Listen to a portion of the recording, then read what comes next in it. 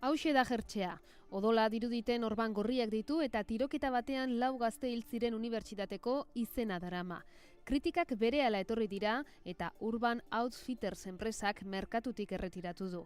Ez da lehenengo aldian kasartzen duena. Depresioa hitza daraman beste kamiseta hau ere erretiratu zuen, baita gutxiago jan zioen hau eta 6 puntako izarra zeraman beste hau.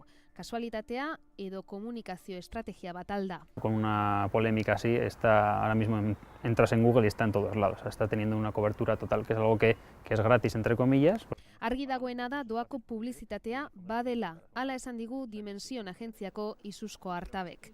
Gainera, enpresak barkamena Twitter bidez bakarrik eskatu du. Twitter bidez barkamena eskatuta hor argi ikusi dela, lortu nahi dabena dela eurataz berbaitxia. Ez da hola besterik, nahi dabe eurakaitxi berbain, barritxako publizitate ona edo txarrain, baina horregon. Interesgarria izan daiteke sare sozialetan zarata egitea, baina denak balio aldun marketinean.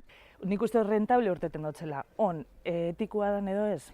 Baina beste gauza bat, nire ustez bai, kaltegarria da, ze desprestigia itzen daun markia. Hainbat publizitate kanpaina ere erretiratuak izan dira, Ryanerren hau eta Media Marketeko beste hau esaterako, mugak marra gorriak gainditu zituztelako.